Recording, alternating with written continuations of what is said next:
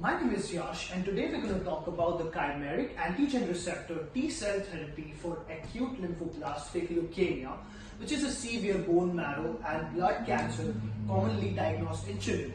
So let's start by answering the fundamental question: what is cancer? As we can see, cancer is a disease caused by an uncontrollable division of abnormal cells in a part of the body. But what makes cancer really deadly is, first of all, that it can occur in any part of the body, and secondly, in most of the cases, it is diagnosed at a stage where the disease is incurable. Now let's look at some incidences. Cancer is the leading cause of deaths in Australia, and secondly, approximately 145,000 new cases are diagnosed each year. So let's start by understanding the physiology of how acute lymphoblastic leukemia is triggered. So the cancer cells infiltrate into the human body by evading the immune system. They're basically able to cloak themselves from the immune system by self-modification and immunosuppression of the host. Now in the intracellular T cell, there are two cells, namely CD8 cell and CD4 cell, which provide immunity to the system.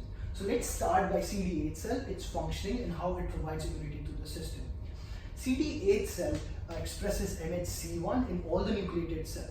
So if there is a foreign cell, MHC1 changes its configuration and alerts the CD8 cell, which releases granzymes and porins to kill the foreign cell.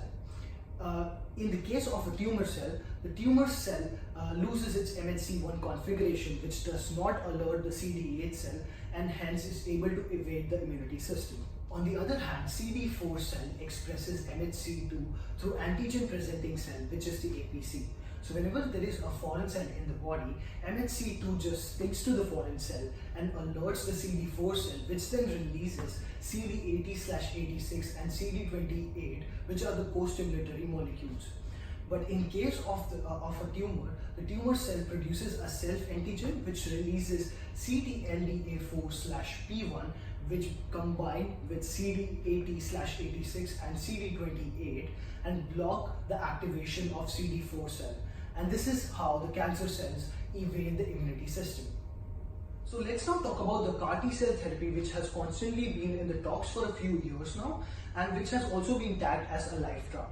So chimeric antigen receptor is a fusion protein comprised of an antigen recognition and moiety and T cell signaling domains. Now if we put it in other words, the CAR T cell is essentially a protein engineered to fuse with the patient's extracted T cell. Now this fused protein assists the T cell in identifying the tumor cells and killing it. Also, it signals the T cells to divide and grow so that the immunity can spread throughout the body.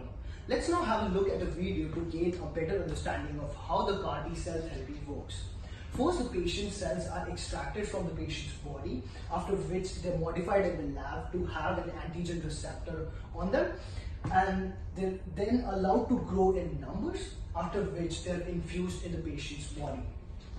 Now these re-infused T cells can now identify the tumor cells and help attack them and kill it. Now, because the CAR T cell therapy uses immune cells to treat the cancer, it is immunotherapy of the type adoptive cell transfer.